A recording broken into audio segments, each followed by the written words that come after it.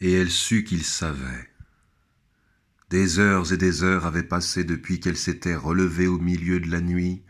On était à la fin de la matinée du dimanche, le face-à-face durait depuis plus de 40 heures, et toutes les défenses d'Esther Karppinen craquèrent. Il le sentit, et mit immédiatement en batterie une argumentation très compliquée, qui le stupéfiait lui-même, mais dont il devina qu'elle était la seule qui convint. Il expliqua à Esther Karppinen que loin d'avoir empêché Harry Larche d'avoir barre sur elle, le fait qu'elle l'eût tué, au contraire, la rendait davantage encore dépendante. Et il n'y avait qu'un seul vrai moyen d'être libre, et c'était non pas de dire, mais de proclamer qu'elle avait tué. Ainsi, tout le monde comprendrait qu'on ne pouvait avoir barre sur elle, jamais, qui que ce fût, et en aucun cas. D'autant que, si elle révélait la vérité complète avec orgueil, elle ne risquerait plus d'être mise en prison. Au contraire, on la placerait dans une clinique. Elle n'aurait plus besoin de travailler, de voir des gens, de les subir, de passer son temps à éviter qu'ils aient barre sur elle. Elle pourrait se replier sur elle-même complètement. Elle serait indépendante. Ah, elle ne céda pas tout de suite. 4 heures de plus furent nécessaires, durant lesquelles il répéta son argumentation, se trouvant de plus en plus fou de l'avoir seulement construite. Cependant, il arriva bel et bien qu'elle ressortit de sa chambre, où elle était allée s'allonger pour réfléchir. Elle vint vers lui, tandis qu'il dactylographiait sur la machine à écrire qu'il avait apporté l'histoire complète d'Esther Karppinen.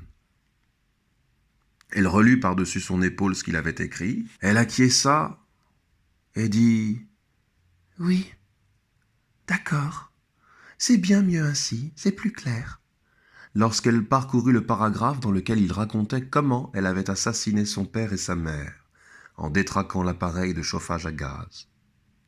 « Hutchinson, dit-elle. La marque de l'appareil, c'était Hutchinson. Maman l'avait acheté aussi chez Davy, à Somerville. »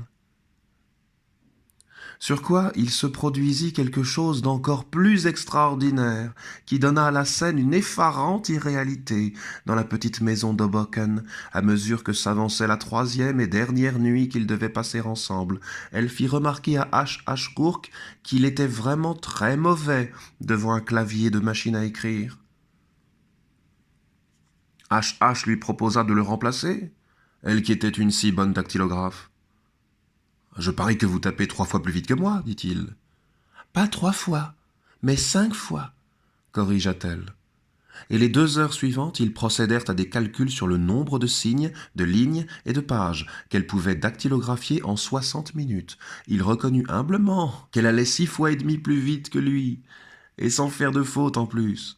Elle était vraiment drôlement bonne. Les compliments furent reçus par Esther Karppinen sans un sourire, mais de l'air de quelqu'un à qui l'on rend justice. Elle hocha la tête. Ça et la cuisine, elle connaissait. Ils relurent les 71 feuillets ensemble. Elle fit remarquer que les premières pages tapées par H. Rourke étaient pleines de fautes de frappe. Ce n'était pas du travail propre. Elle offrit de les recommencer et le fit. Par ailleurs, elle en profita pour corriger de petites imprécisions qu'il avait commises. Comment elle avait dû achever son père avec un oreiller parce qu'il remuait encore, malgré tout le gaz qu'il avait respiré, par exemple.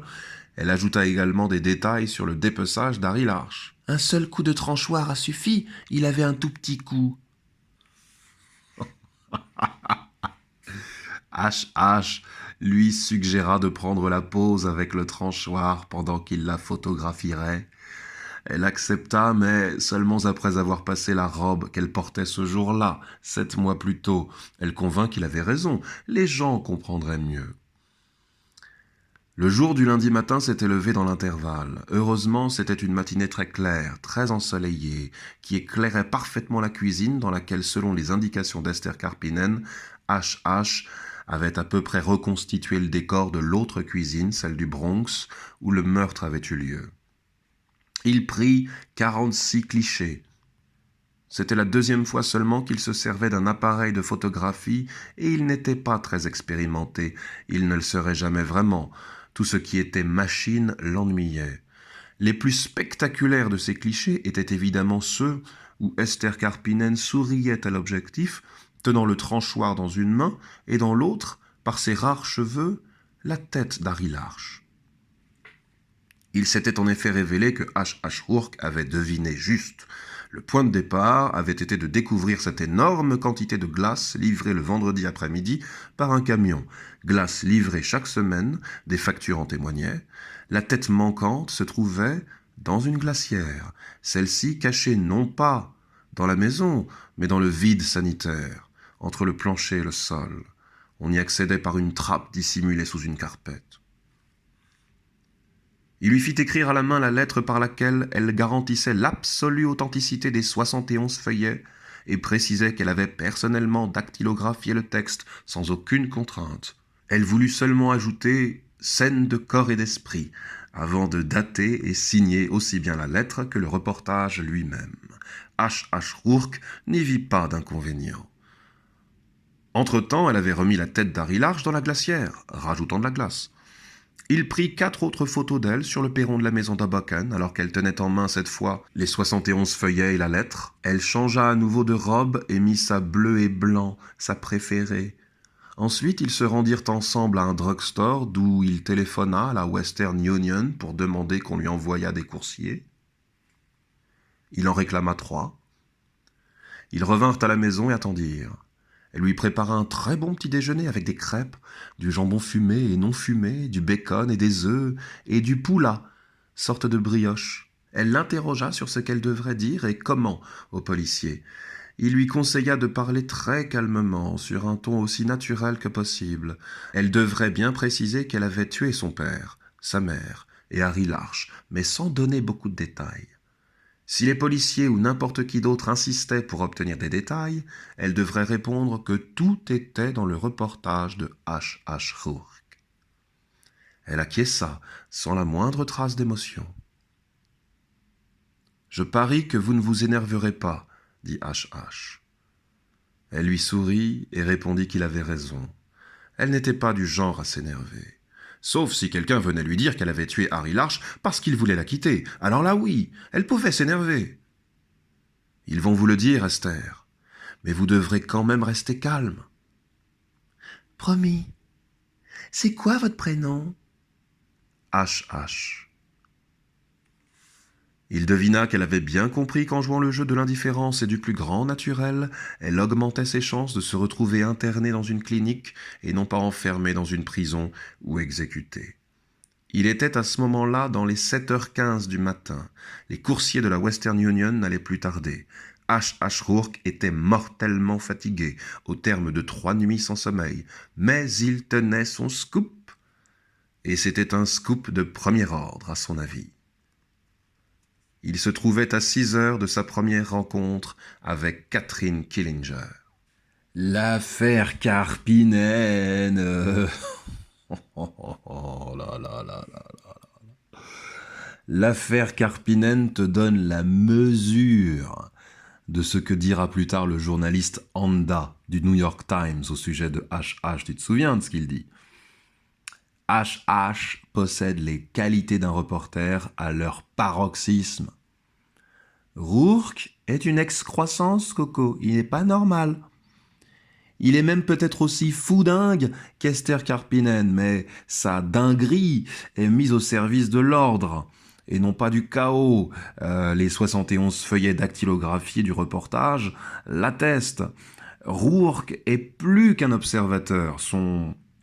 Son inlassable curiosité de la nature humaine, son voyeurisme extraordinaire, tu sais, il a des yeux à trouer les murs, lui font non seulement prendre des risques de folie, mais aussi, et c'est ça qui est incroyable, mais aussi anticiper les crimes. Tu vois, il anticipe les crimes, le Rourke. Dans les affaires qui vont suivre, l'affaire de l'horloger juif ukrainien, tu sais, Shalom Yash, il s'appelle par exemple, ou l'affaire du couple de tueurs à gages, il va pressentir que les mecs vont transgresser la loi. Un pressentiment basé sur une longue filature et l'accumulation de détails comme pour Sherlock Holmes. Et il va les suivre sur les lieux du crime à venir, sans jamais intervenir.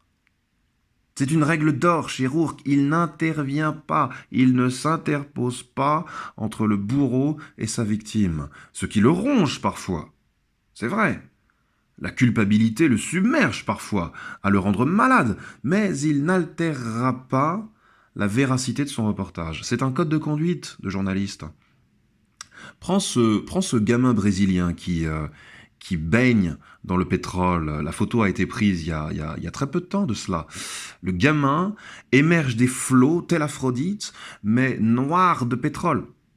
Un cargo fantôme a déversé de l'hydrocarbure sur les plages du Brésil. Le gamin d'à peu près, 13 ans, 12-13 ans, a l'air désespéré. Et il y a de quoi.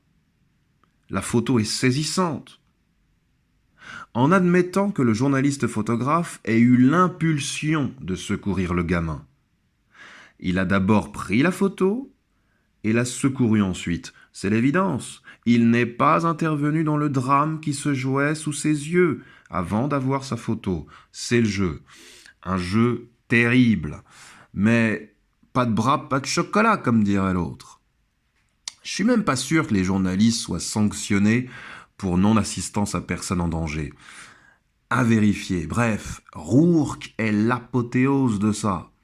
Je vais te lire un passage très court qui résume le personnage.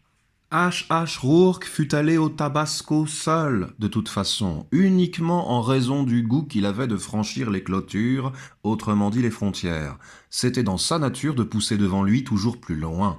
Ce goût se développait de plus en plus en lui. Il en prenait vaguement conscience, encore vaguement, à cette époque de sa vie. Il serait tout à fait impossible de comprendre H. Rourke sans prendre en compte ce besoin d'errance qui l'avait par exemple empêché de demeurer au New York Times, où il avait eu la chance, assez rare, d'entrer. De même, on ne pourrait davantage le comprendre en ne considérant que le seul Rourke indépendant, chassant les sujets de reportage tel un collectionneur, et au fond se fichant pas mal que ces reportages fussent publiés ou non.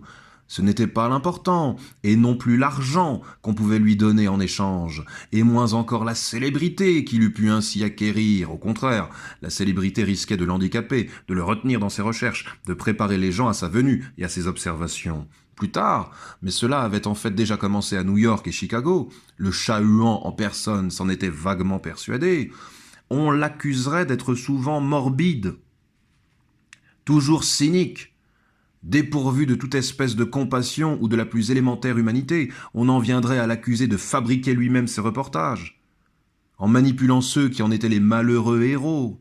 De là naîtrait sa réputation d'enfant de salaud. Rourke, l'enfant de salaud. S.O.B. Rourke, son of a bitch Rourke, en anglais. Lui-même ne s'expliquerait jamais, il ne croyait pas aux explications, il était bien du genre à laisser les questions sans réponse dès lors qu'il ne les posait pas lui-même. H. Rourke, dans ses primes années, était très jeune et très vieux en même temps. Il était très jeune en ce qu'il ne doutait nullement de lui-même et allait devant lui sans savoir où le conduisait sa route. Et il était très vieux au sens où il avait déjà compris, sans le plus petit doute, que le seul être à qui il eut à rendre des comptes, c'était lui-même. Et que tous ceux qui lui en réclamaient, prétendraient lui en réclamer, étaient ou seraient nés d'une banane.